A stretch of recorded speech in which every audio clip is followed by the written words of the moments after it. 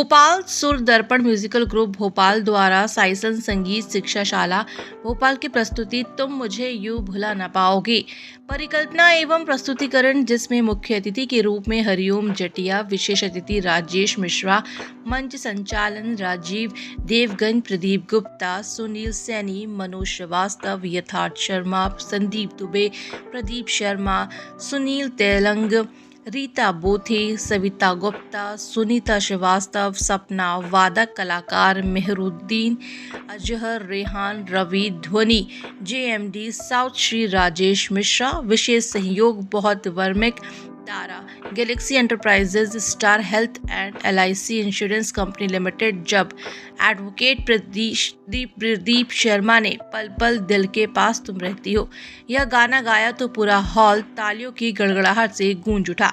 इस अवसर पर सभी ने अपने अपने संगीत की छटा बिखेरी।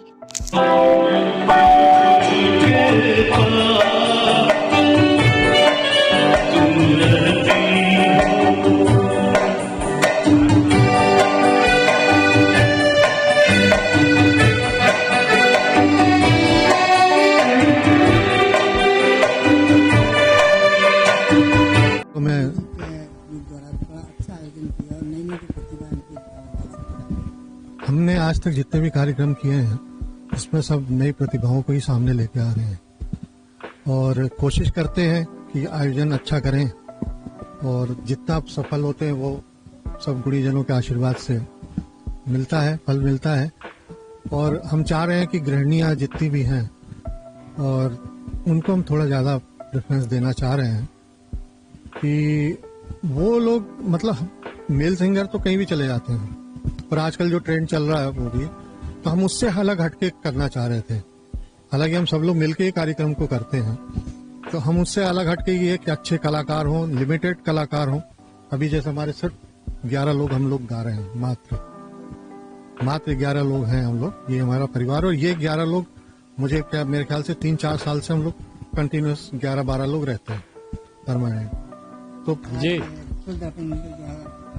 आयोजन किया है, तुम मुझे भुला ना पाओ। जी हाँ, ये बात आप सही कह रहे हो। और जैसा अभी जटिया साहब ने बताया कि कोई भी कार्यक्रम जो है वो छोटा या बड़ा नहीं होता, तो ये वास्तविकता यही है कि कोई छोटा बड़ा कार्यक्रम कोई नहीं होता। हर कार्यक्रम होता है। जो कार्यक्रम मन से किया जाए, दिल से किया जाए और लोगों को मजा आ जाए, भले ही उसमें श्रोता 2 बैठे हों लेकिन उनको मजा आ गया तो समझ लो कार्यक्रम सफल है। और आपके मतलब पंडाल में 10,000 आदमी बैठा है और कार्यक्रम बोर है तो उसका क्या औचित्य। तो कोई छोटा बड़ा कुछ नहीं होता, सब अच्छा रहता है। और मैं समझता हूँ कि मैं संचालक भी रहा कल्चर में, सेक्रेटरी भी रहा कल्चर का। मुझे लगता है कि जो प्रतिभा रहती है वो अपने आप ही अपना रास्ता बना लेती है। सब मतलब जो भी बड़े कलाकार देश में दिखते हैं या विदेश में अंतर्राष्ट्रीय स्तर पे, उन सब लोगों की जो शुरुआत है वो छोटे स्टेज से ही हुई है। और इसलिए मैं ये बहुत अच्छी चीज है। अब जैसे मान लीजिए कुछ लोग जैसे प्रदीप शर्मा है तो अब ये एडवोकेट है, तो अब ये प्रोफेशनल गायक नहीं है, तो ये अपना शौकिया गा रहे हैं। लेकिन जो लोग प्रोफेशनल गा रहे हैं तो वो लोग धीरे धीरे करके अपना राह बनाते हैं, ऐसा नहीं है। मेरे यहाँ देखिए बहुत सारे ऑर्केस्ट्रा जो हैं अपने भोपाल के, ये सब कलाकार ये साल भर यही करते हैं, मतलब इनको काम मिलता है ऑर्केस्ट्रा का। तो ये देखिए कि वो जो इनकी का जो हुनर है तो वो इनको नाम भी देता है, शान भी बनती है आपकी और आर्थिक लाभ भी देता है। तो ये बहुत अच्छा काम है।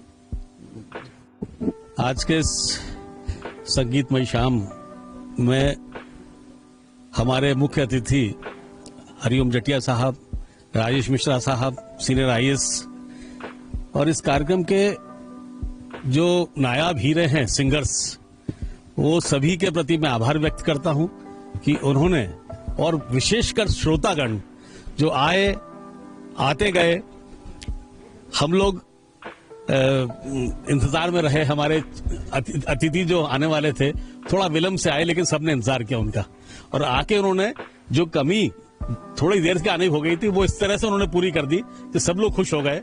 हम उनके प्रति बहुत बहुत आभार व्यक्त करते हैं। बहुत बहुत धन्यवाद संदीप भाई आपका, तेलंग साहब आपका, और हमारी दोनों भाभियों का जो प्रेरणा है इन दोनों के लिए, और उनसे प्रेरित होकर हम लोग ये कार्यक्रम कर पाते हैं।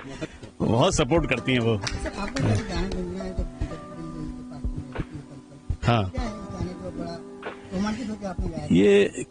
ये किशोर कुमार के बहुत ही, मैं बताऊं आपको, उनके जो गाने हैं किशोर कुमार साहब के, उनमें जो बहुत ही ज्यादा लोग कर्णप्रिय है, लोगों को आज भी दिलों में बसता है गीत, और हर कोई जानता है जिस गाने को।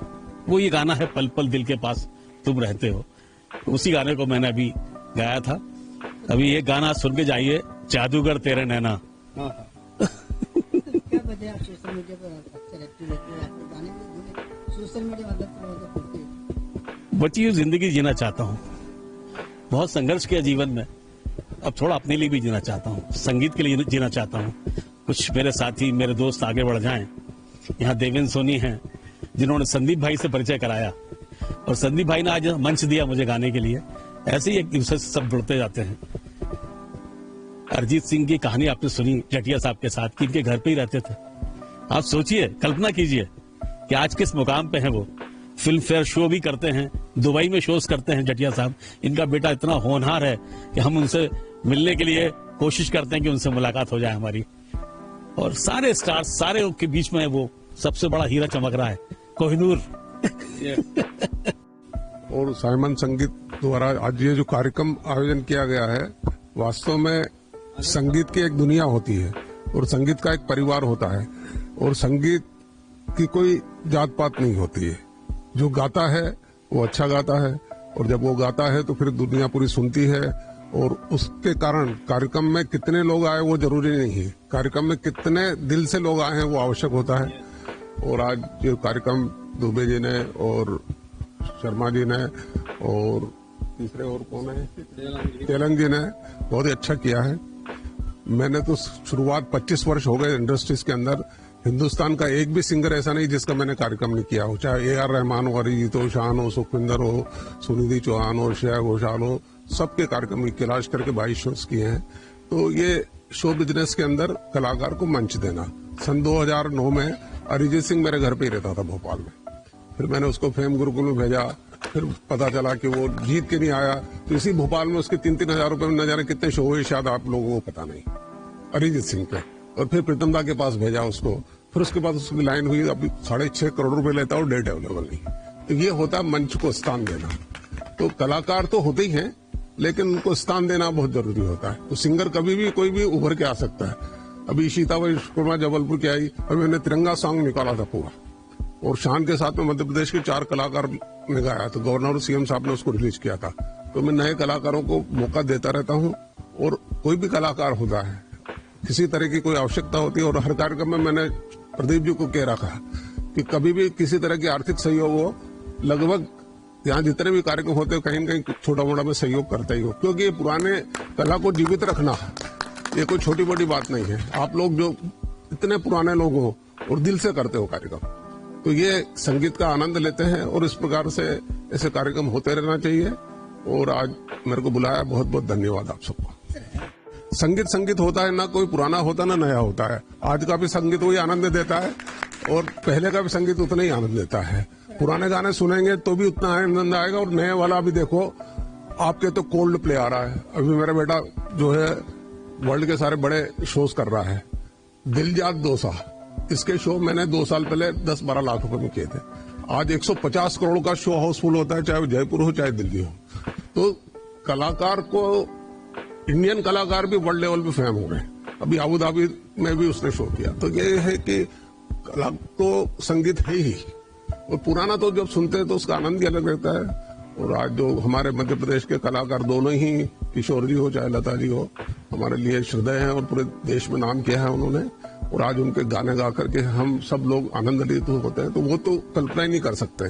पर आज के आधुनिक युग में भी कुछ गाने ऐसे होते हैं जो कुछ समय के लिए चलते हैं, लेकिन जितने भी समय चलते हैं उतना आनंद दे जाते हैं। तो बहुत सभी गाने ठीक हैं, और समय के अनुसार सब चलता रहता है।